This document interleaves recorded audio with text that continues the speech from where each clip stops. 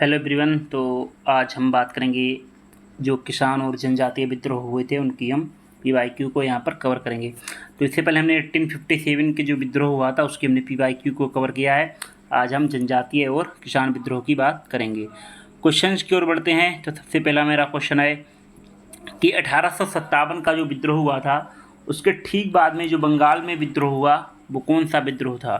तो पहला ऑप्शन दे रखा है सन्यासी विद्रोह, दूसरा ऑप्शन दे रखा है संथाल विद्रोह, तीसरा ऑप्शन दे रखा है नील विद्रोह, चौथा ऑप्शन दे रखा है पावना विद्रोह। देखो 1857 के विद्रोह के ठीक बाद यहाँ पर जो विद्रोह हुआ था वो यहाँ पर नील विद्रोह हुआ था। ठीक है, तो इसलिए जो इसका राइट आंसर आएगा वो यहाँ पर सी उत्तर इसका आएगा। तो देखो नील विद्रोह का जो समय था वो यहाँ पर 1859 से लेकर 1860 ईस्वी के बीच हुआ था, और जो विद्रोह हुआ था 1857 का वो यहाँ पर 1857 के 2 साल बाद यानी कि 1859 ईस्वी में। तो 1859 ईस्वी में जो विद्रोह हुआ वो यहाँ पर नील विद्रोह हुआ, जो ठीक यहाँ पर 1857 के विद्रोह के 2 वर्ष बाद हुआ था, और ये बंगाल में हुआ था। उसके बाद आपको पता होना चाहिए जो सन्यासी विद्रोह हुआ था वो यहाँ पर देखो यहाँ पर 1857 के विद्रोह से पहले हुआ था। इसका समय जो था वो यहाँ पर 1763 से लेकर 1800 ईस्वी के बीच हुआ। फिर अगर संथाल विद्रोह की बात करेंगे तो ये भी विद्रोह जो है 1857 से पहले हुआ था। इसका समय भी आपको पता होना चाहिए। ये लगभग यहाँ पर 1857 की जब विद्रोह हुआ था उससे तकरीबन 2 साल पहले हुआ। उसके बाद पावना विद्रोह की बात करेंगे तो देखो यहाँ पर ये 1857 के विद्रोह के बाद हुआ था। इसका समय जो था वो यहाँ पर 1873 से लेकर 1876 के बीच हुआ था। तो इस तरह से आपके क्वेश्चंस आते हैं। फिर अगला क्वेश्चन कह रहा है कि देखो यहाँ पर आपसे पूछा है, यहाँ पर 3-4 क्वेश्चन दिए गए हैं। जैसे उत्तराखंड पीसीएस 2024 का दिया गया है, बीपीएससी का भी दिया गया है, फिर बीपीएससी 2020 का और यूपी पीसीएस मेंस का क्वेश्चन है। तो इससे जो है क्वेश्चन ये यहाँ पर लगातार पूछा जाता है, तो इसलिए क्वेश्चन इंपॉर्टेंट है। क्वेश्चन कह रहा है नील दर्पण के बारे में। इसमें देखो पूछा है कि जो 1858 से लेकर 59 में जो नील दर्पण नाटक आया था वो यहाँ पर नील उत्पादकों की जो व्यथा है वो यहाँ पर लिखी गई है। तो ये जो नाटक है वो यहाँ पर किसने लिखा था। फिर क्वेश्चन देखो घुमा के किस तरह से पूछता है कि जो नील कृषक की दुर्दशा है उस पर एक पुस्तक लिखी गई नील दर्पण, उसके लेखक कौन थे। फिर यहाँ पर पूछा है कि जो नील दर्पण है वो यहाँ पर उसकी रचना यहाँ पर किसने की। फिर क्वेश्चन पूछा है कि नील दर्पण नाटक का लेखक कौन था। तो नील दर्पण का जो राइटर कौन था, लेखक कौन था, उससे रिलेटेड क्वेश्चन यहाँ पर पूछे गए हैं। तो इनमें ऑप्शन देखो दिए जाते हैं बंकिम चंद्र चटर्जी, दीनबंधु मित्र या रविंद्रनाथ टैगोर, इनमें से कोई नहीं। तो देखो जो नील दर्पण जो नाटक है वो यहाँ पर दीनबंधु मित्र के द्वारा यहाँ पर लिखा गया। तो ये चीज़ यहाँ पर आपकी क्लियर होनी चाहिए कि नील दर्पण जो नाटक है वो नील दर्पण दीनबंधु मित्र के द्वारा यहाँ पर लिखा गया। और दूसरी चीज़ आपको यहाँ पर पता होना चाहिए, इस नाटक में देखो क्या क्या बताया गया। इसमें जो यहाँ पर जो नील बागान मालिक थे उनके द्वारा यहाँ पर किसानों का शोषण किया जाता था, यानी कि किसानों से यहाँ ज़बरदस्ती नील की खेती जो है उनसे कराई जाती है। तो उसी के बारे में यहाँ पर जो दीनबंधु मित्र हैं इन्होंने अपना इनका जो बंगाली नाटक है नील दर्पण, उसी में इन्होंने किसानों की जो दशा है, दुर्दशा है, किस तरह से उनको जो है शोषण किया गया नील की खेती के लिए, उसी का यहाँ पर इन्होंने व्याख्या से वर्णन किया गया है। ठीक है, तो वर्णन जो है बहुत ही अच्छी तरह से यहाँ पर इन्होंने किया है। तो उसी को यहाँ पर नील दर्पण नाम से इन्होंने नाटक लिखा था, और इसके जो लेखक हैं वो यहाँ पर दीनबंधु मित्र हैं। तो बहुत ही इंपॉर्टेंट क्वेश्चन है। अगले क्वेश्चन की ओर चलते हैं। ये आपका यूपी पीसीएस प्रीलिम्स का क्वेश्चन है। यहाँ पर आपको बताना है कि जो कुछ विद्रोह दिए गए हैं जैसे पावना है, नील है, कूका, सन्यासी, इनको हमें शाही कालक्रम के अनुसार जो है यहाँ पर लगाना है।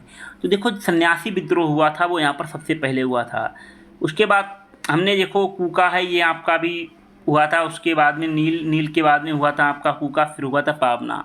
तो इसलिए इसका जो राइट आंसर आएगा वो यहाँ पर डी होगा। ठीक है, इसका समय आपको कैसे पता होना चाहिए, पता होना चाहिए कि जो सन्यासी विद्रोह हुआ था वो हमने बताया था कि 1857 के विद्रोह से पहले हुआ था। तो इसका जो समय था वो 1763 से लेकर 1800 ईस्वी के बीच था। फिर बात करेंगे अगर हम नील विद्रोह की, तो नील विद्रोह देखो जो है 1857 के 2 साल बाद हुआ, यानी कि ये 1859 से लेकर 60 के बीच में ये हुआ था। कूका की बात करेंगे तो ये पंजाब में हुआ था, और इसका जो समय था वो यहाँ पर 1871 से लेकर 72 के बीच में हुआ। फिर पावना कृषक आंदोलन की बात करेंगे तो यहाँ पर जो है इसका समय था 1873 से लेकर 76 के बीच में हुआ था। तो इस तरह से आपको यहाँ पर पता होना चाहिए। फिर अगले क्वेश्चन के बारे में यहाँ पर पूछा है कि नील विद्रोह किसके बारे में था।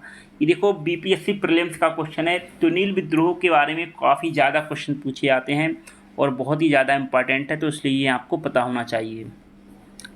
देखो किसके बारे में था नील विद्रोह, तो यहाँ पर आपको बताना है। पहला ऑप्शन दिया है कि रैयत का मतलब किसान नील की खेती नहीं करना चाह रहे थे, पर ज़बरदस्ती जो है इनसे करवाई जा रही थी, इसको हम होल्ड करते हैं।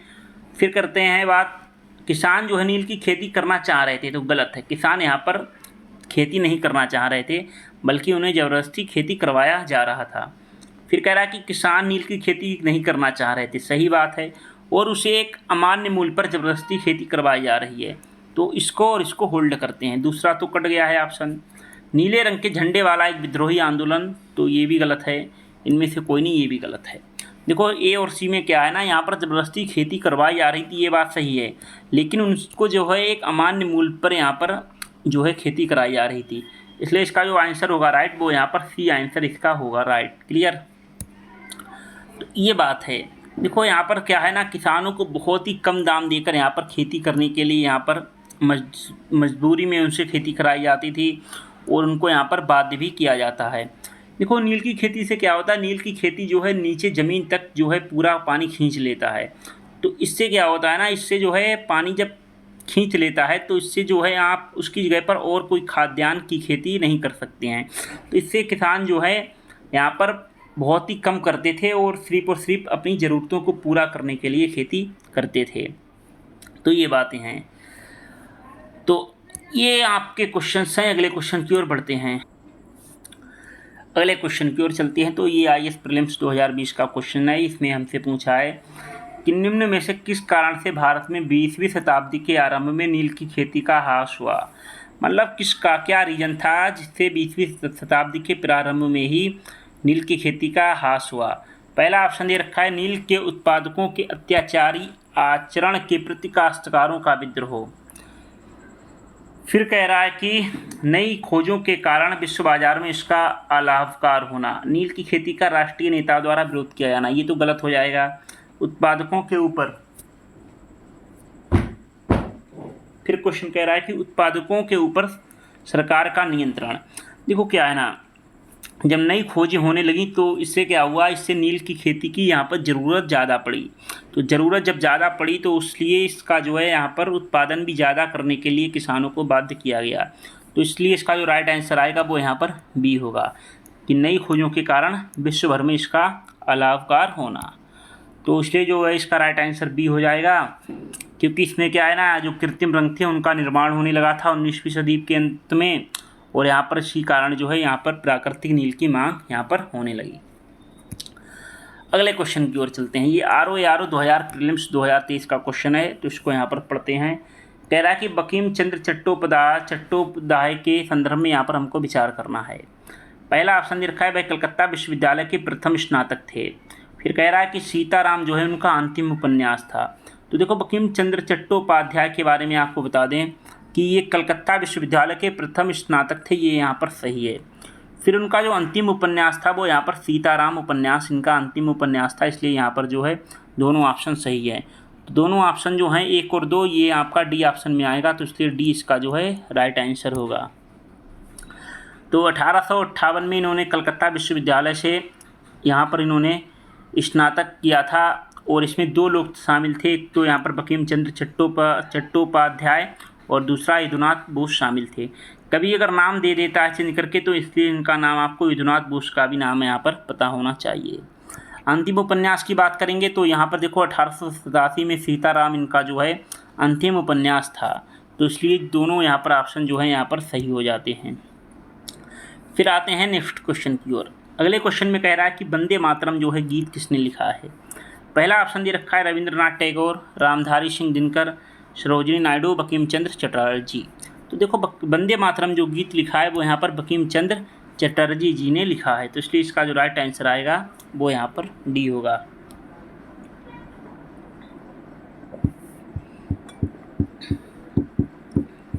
इनका जो प्रसिद्ध उपन्यास है आनंदमठ, उसमें ये शामिल है।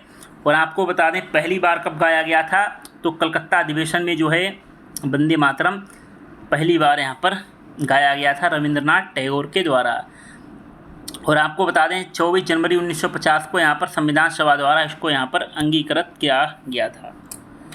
फिर कह रहा है क्वेश्चन कि बंकिम चंद्र चटर्जी के आनंद मठ में किस विद्रोह का उल्लेख है। तो बंकिम चंद्र चटर्जी के आनंद मठ में किस विद्रोह का उल्लेख है। पहला सन्यासी विद्रोह, दूसरा है कूका, तीसरा संथाल, चौथा है नील विद्रोह और पांचवा ऑप्शन है इनमें से कोई नहीं। देखो बीपीएससी क्वेश्चन इसी तरह पूछता है, उसमें आपके 5 ऑप्शन दिए रहते हैं। ई वाला तो अवश्य रहेगा, यहाँ पर इसमें रहता है कि एक से अधिक या इनमें से कोई नहीं। तो इसमें जो राइट आंसर आएगा आनंद मठ में किस विद्रोह का उल्लेख है, तो वो यहाँ पर है आपका सन्यासी विद्रोह का। देखो आनंद मठ में यहाँ पर बंकिम चंद्र चटर्जी साहब ने जो है सन्यासी विद्रोह यहाँ पर जो है उसी की भूमिका पर जो है आनंद मठ लिखा गया है। क्लियर। इसमें इन्होंने बताया कि बंगाल में किस तरह से अंग्रेजी शासन और जमींदारों का शोषण जो है होता है, यहाँ पर उसी को यहाँ पर इन्होंने बताया है। फिर आते हैं अपने अगले क्वेश्चन की ओर। अगले क्वेश्चन में कह रहा है कि आनंद मठ उपन्यास की कथा वस्तु आधारित है। देखो बीपीएससी में 1994 में पूछा गया है। पहला चुआर विद्रोह पर, सन्यासी विद्रोह पर, पालीगढ़ विद्रोह पर, तलुकदारों के विद्रोह पर। तो देखो आनंद मठ उपन्यास की बात करेंगे तो इसकी जो कथा वस्तु है ये भी यहाँ पर सन्यासी विद्रोह पर यहाँ पर आधारित है। तो इसलिए इसका जो राइट आंसर आएगा वो यहाँ पर बी हो जाएगा। क्लियर। तो सन्यासी विद्रोह जो शामिल है वो यहाँ पर आपको बता दें आनंद मठ जो है उसकी जो भूमिका है वो सन्यासी विद्रोह पर ही आधारित है। इसके बाद अगले क्वेश्चन की ओर आते हैं। अगले क्वेश्चन की बात करेंगे तो आईएएस प्रीलिम्स 2006 का क्वेश्चन है।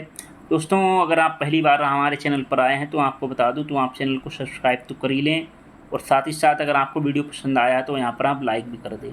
और देखो अगर आप चाहते हैं कि अगर आप किसी तक वीडियो शेयर करना चाहें तो आप शेयर कर सकते हैं, क्योंकि जैसे ही अपने जो है अपना परिवार हमारा 1000 सदस्यों का होगा, हम यहाँ पर डेली 2 क्लासेस चलाएँगे। एक तो जीएस का चलाएँगे, दूसरा पीवाईक्यू का। पीवाईक्यू मतलब जो इस तरह से अभी आप जो क्लास देख रहे हैं ये पीवाईक्यू आपके कराए जाएंगे डेली। और जीएस मतलब जैसे आप प्ले लिस्ट में जाएंगे तो आप देखेंगे मॉडर्न हिस्ट्री की प्ले लिस्ट बनी हुई है, उसी तरह की क्लास आपको डेली देखने को मिलेगी। तो इसलिए आप लोग वीडियो को ज़्यादा से ज़्यादा शेयर करें ताकि हमारा जो परिवार है जल्द ही 1000 सदस्यों का हो जाए। और हम आपसे वादा करते हैं, कुछ लोग कह रहे हैं कि कैसे कवर होगा, तो हम आपको करा देंगे बहुत ही आसान शब्दों में। 6 दिसंबर से पहले हम आपको सारा कुछ कवर करा देंगे, बस आप थोड़ा सपोर्ट बनाए रखें।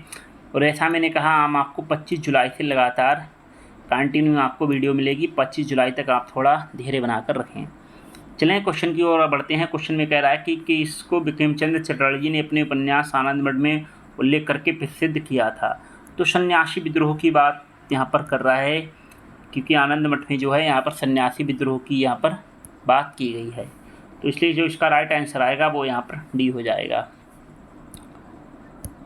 अगले क्वेश्चन की ओर चलते हैं। अगले क्वेश्चन में कह रहा है कि निम्न में से किसने अपनी कृतियों द्वारा सन्यासी विद्रोह को ख्याति प्रदान की। यूपीपीसीएस मेंस 2017 का। तो बंकिम चंद्र चटर्जी साहब ने यहाँ पर जो है सन्यासी विद्रोह के द्वारा आनंद मठ में जो है इसको यहाँ पर ख्याति प्रदान की है। क्लियर है। बंकिम चंद्र चटर्जी की बात कर रहा है तो उन्होंने आनंद मठ में जो है वंदे मातरम गीत को यहाँ पर शामिल किया है, वही यहाँ पर इन्होंने इसकी बात की है सन्यासी विद्रोह की। अगले क्वेश्चन की ओर चलते हैं। अगले क्वेश्चन में पूछा है कि बंकिम चंद्र चटर्जी के प्रसिद्ध उपन्यास आनंद मठ किस पर आधारित है। चुआर विद्रोह पर, रंगपुर तथा दिनाजपुर के विद्रोह पर, विष्णुपुर तथा वीरभूमि में हुए विद्रोह पर, या सन्यासी विद्रोह पर। देखो आनंद मठ की बात करेंगे तो आनंद मठ जो है यहाँ पर सन्यासी विद्रोह पर ही आधारित है और ये जो लिखा गया है बंकिम चंद्र चटर्जी के द्वारा लिखा गया है, इसलिए इसका जो राइट आंसर आएगा वो यहाँ पर डी होगा। ठीक है। तो ये चीज़ आपको यहाँ पर पता होनी चाहिए।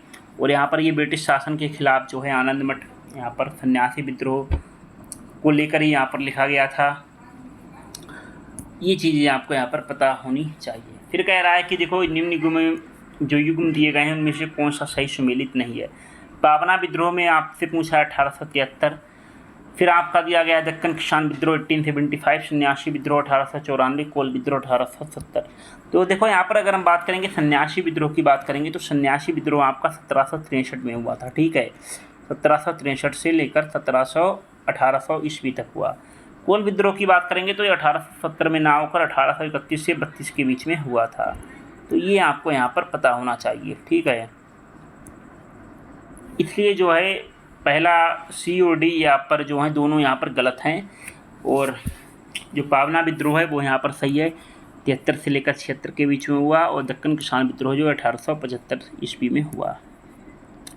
फिर कह रहा है मुंगेर बिहार में जो पड़ता है कि बरिहाताल विद्रोह विरोध का मुख्य उद्देश्य क्या था। देखो मुंगेर जो बिहार के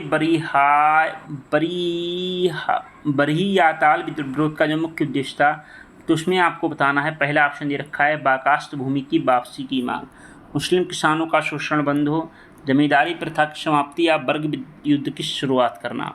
देखो यहाँ पर बरियाताल विरोध की बात करेंगे तो इसका जो मुख्य उद्देश्य था वो यहाँ पर था बाकास्त भूमि की वापसी की मांग। देखो बाकास्त भूमि का मतलब होता है जो लोग टैक्स नहीं दे पाते थे तो उनकी भूमि को अंग्रेज जब्त कर लेते थे, तो उसी को बाकास्त भूमि कहा जाता था। तो यहाँ पर जो है उसी की भूमि की वापसी की मांग यहाँ पर लोग कर रहे थे। तो इसका जो मुख्य उद्देश्य था वो यहाँ पर पहला ऑप्शन, इसलिए इसका जो है राइट आंसर होगा। बाकास्त भूमि मतलब जो है किसानों द्वारा जो है लगान ना चुकाने पर जमींदार जो है उसको जब्त कर लेते थे, तो उसी की वापसी की मांग को लेकर जो है बरियाताल विरोध यहाँ पर किया गया था। क्लियर। तो अगले क्वेश्चन की ओर चलते हैं। अगले क्वेश्चन में पूछा है 19वीं शताब्दी के दौरान होने वाले बहबाई आंदोलन का मुख्य केंद्र क्या था। लाहौर, अमृतसर, पटना, पुणे। देखो बहावी आंदोलन जो है यहाँ पर आपका बिहार के पटना में जो है हुआ था, तो मुख्य केंद्र जो है यहाँ पर इसका जो था वो यहाँ पर पटना था, तो इसलिए जो इसका राइट आंसर आएगा वो यहाँ पर पटना आएगा। क्लियर। ये इसकी शुरुआत कैसे होती है, तो ये रायबरेली के सैयद अहमद बरेलवी रहते हैं, उन्हीं से प्रभावित जो है उन्हीं के द्वारा होती है, और उनकी मृत्यु के बाद जो है पटना जो है इस केंद्र जो है मुख्य केंद्र बन गया था, और इसका नेतृत्व मोहम्मद कासिम, विलायत अली, नायत अली और इलाही बख्श ने भी यहाँ पर किया था। फिर कह रहा है कि कूका आंदोलन को किसने संगठित किया था। कूका आंदोलन को किसने संगठित किया, ऑप्शन आपके सामने दिए गए हैं।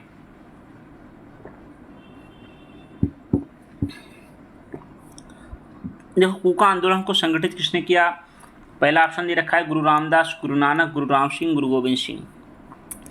तो कूका आंदोलन जो आपका चलाया गया था वो यहाँ पर आपका पंजाब में चलाया गया था, ठीक है, पंजाब में चलाया गया था। और आपको बता दें गुरु राम सिंह जो है इन्होंने इसको संगठित किया, तो इसलिए इसका जो राइट आंसर आएगा वो यहाँ पर सी होगा।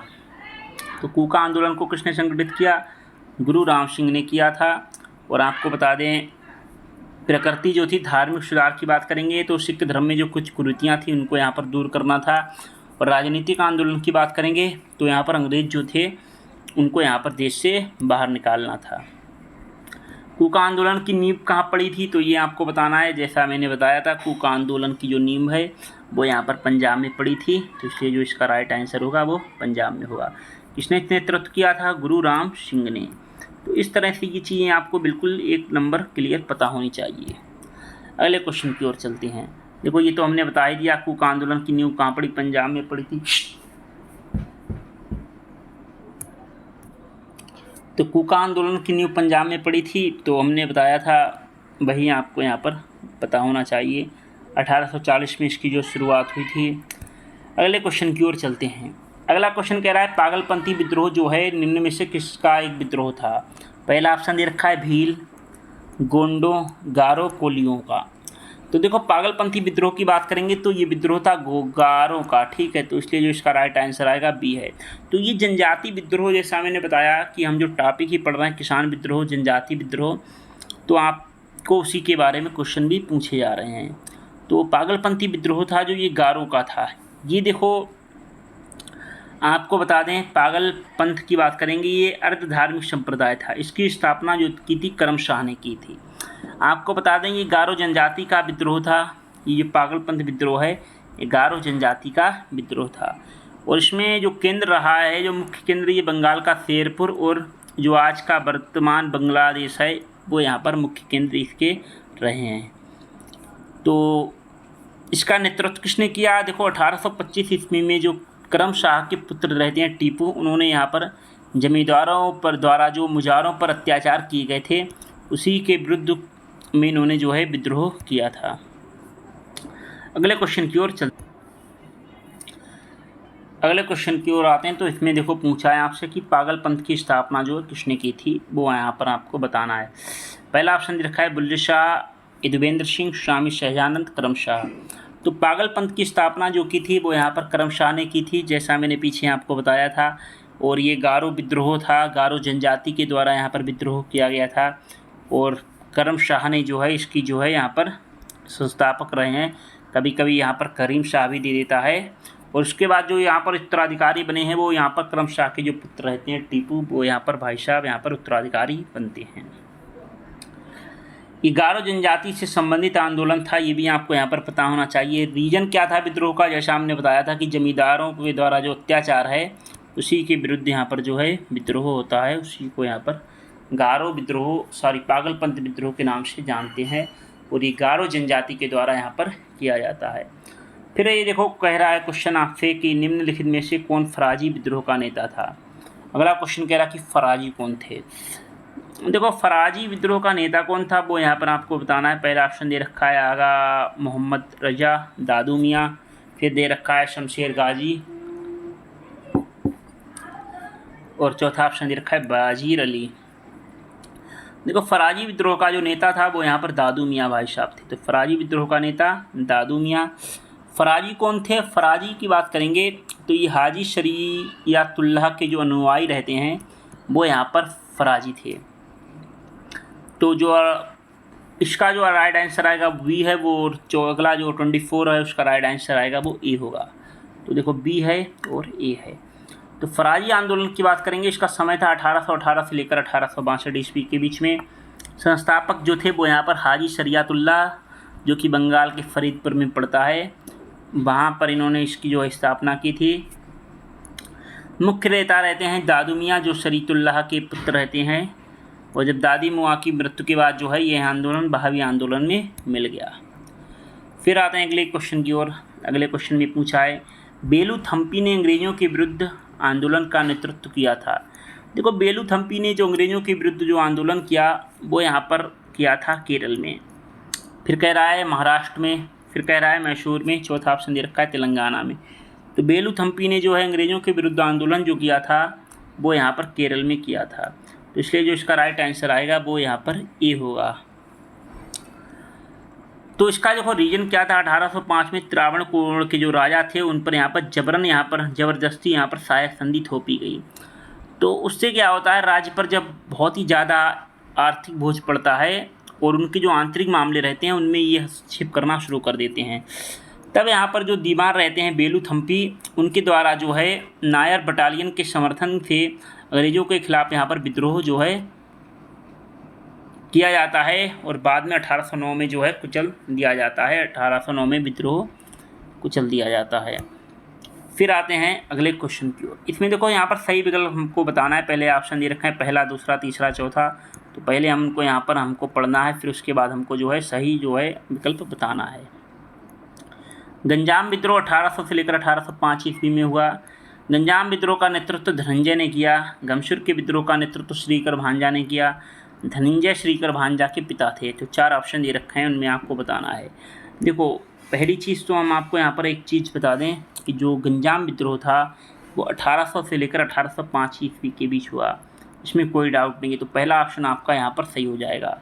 फिर इसका नेतृत्व धनंजय ने किया था, ये भी आपका यहाँ पर सही है। इसके जो विद्रोह का नेतृत्व है वो यहाँ पर श्रीकर भांजा ने किया था, ये भी सही है। लेकिन जो श्रीकर भांजा के पिता धनंजय थे ये यहाँ पर ऑप्शन गलत हो जाएगा। तो चौथा ऑप्शन इसमें भी है, ये भी गलत हो जाएगा। और आपको बताएं तीनों ऑप्शन जो है आपके सही हैं, तो इसलिए इसका जो राइट आंसर आएगा वो पहला यहाँ पर आपका सही हो जाएगा। तो इसलिए जो पहला ऑप्शन है वो यहाँ पर सही हो जाएगा। इसका हमने समय बता दिया, 1800 से लेकर 1805 के बीच ये विद्रोह होता है, गंजाम विद्रोह। और जो श्रीकर भांजा द्वारा किया जाता है प्रारंभ में, बाद में उनका जो बेटा रहता है धनंजय, उनके द्वारा बाद में किया जाता है। तो यहाँ पर पारिवारिक त्रुटि मतलब जो आपको बताया गया है कि जो है धनंजय जो थे श्रीकर भांजा के पुत्र थे, मतलब धनंजय के पिता थे श्रीकर भांजा, ना कि जो है श्रीकर भांजा के पिता थे धनंजय, इसलिए ये गलत हो जाएगा।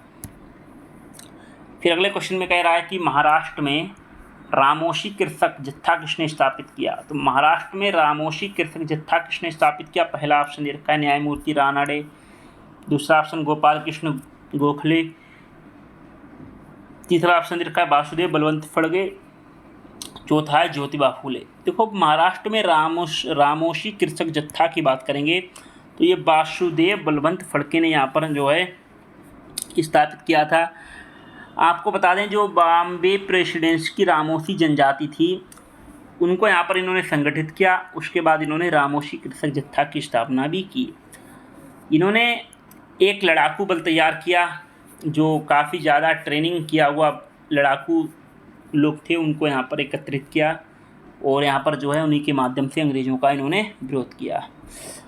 इनको आजीवन जो है काला पानी की सज़ा दी गई और 1833 में जो है इनकी जो है मृत्यु हो जाती है।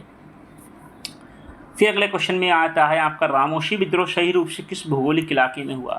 देखो रामोशी विद्रोह की बात करेंगे तो पहला ऑप्शन इसमें दे रखा है पश्चिमी भारत, फिर दे रखा है पूर्वी घाट, फिर दे रखा है पूर्वी भारत और फिर दे रखा है पश्चिमी घाट। देखो कभी कभी क्या आता है ना, कुछ लोगों को पश्चिमी तो याद रहता है लेकिन वो यहाँ पर पश्चिमी भारत पश्चिमी घाट को लेकर यहाँ पर डाउट हो जाते हैं, तो सी और बी तो काट देते हैं, लेकिन उनको पहला और डी ऑप्शन में यहाँ पर डाउट होगा कि पश्चिमी भारत में हुआ कि पश्चिमी घाट में हुआ। देखो रामोशी विद्रोह की अगर हम बात करेंगे तो जो पश्चिमी घाट में हुआ, क्योंकि अगर पश्चिमी भारत की बात करेंगे ना तो पश्चिमी भारत आपका ये पूरा हो जाएगा, ठीक है, ये पूरा पश्चिम भारत हो जाएगा, क्लियर है। आपका गुजरात भी आएगा, राजस्थान भी आएगा, ठीक है। लेकिन पश्चिमी घाट की बात करेंगे तो ये जो विद्रोह था ये पश्चिमी घाट में हुआ था। ये जो आप देख रहे हैं ना ये वाला पार्ट जो रेड हाईलाइट आपको किया गया है, तो ये जो है आपका पश्चिमी घाट में हुआ था। और ये किसके नेतृत्व में हुआ था, सरदार चित्तर सिंह के नेतृत्व में हुआ था, क्लियर। और यहाँ पर आपको पता होना चाहिए सारा पॉइंट। अब देखो यहाँ पर हमने संक्षेप में आपको यहाँ पर जो है बताया है कि किस तरह से कौन सा विद्रोह कब हुआ था, तो वो आपको यहाँ पर पता होना चाहिए। देखो पागलपंथ जो विद्रोह हुआ था वो यहाँ पर आप उसको यहाँ पर लोकेशन देख सकते हैं, ये बंगाल क्षेत्र में हुआ था पागलपंथ विद्रोह, और गारो जनजाति के द्वारा ये विद्रोह हुआ था और इसका नेतृत्व जो है करम शाह और या उनके जो पुत्र थे टीपू उनके द्वारा यहाँ पर नेतृत्व किया गया। फराजी आंदोलन भी जो है वो यहाँ पर आप देख सकते हैं दादू मियाँ के द्वारा यहाँ पर किया गया। फिर अगर हम बात करेंगे ओडिशा क्षेत्र में, तो ओडिशा क्षेत्र में आप देख सकते हैं गंजाम और घुमसूर विद्रोह जो हुआ था वो श्रीकर और धनंजय भांजा के नेतृत्व में जो हुआ। फिर अगर हम पश्चिमी घाट की बात करेंगे, जैसा अभी इससे पहले क्वेश्चन आया था रामोशी विद्रोह, तो वो यहाँ पर आप देख सकते हैं ये पश्चिमी घाट में जो विद्रोह हुआ था वो यहाँ पर महाराष्ट्र की बात कर रहा है। केरल की बात करेंगे त्रावणकोर की, तो ये दीवान बेलूथम्पी का विद्रोह था। तो केरल की बात करेंगे त्रावणकोर का विद्रोह था, दीवान बेलूथम्पी के द्वारा ये विद्रोह हुआ था, तो ये आपको यहाँ पर पता होना चाहिए। तो हमने लोकेशन जो है उसके माध्यम से यहाँ पर बताने का प्रयास किया है, तो यहाँ पर आप लोकेशन के हिसाब से देख सकते हैं। चलिएगा बाकी मेरे आज के PYQ समाप्त होते हैं, बट इसका जो है सन्यासी विद्रोह और किसान विद्रोह इसका आज मेरा पार्ट 1 हुआ है, इसके बाद हम पार्ट 2 लाएंगे, फिर ये हमारे किसान और सन्यासी विद्रोह का जो टॉपिक है वो यहाँ पर समाप्त हो जाएगा। दोस्तों अगर आपको वीडियो पसंद आया तो आप लोग लाइक अवश्य करें।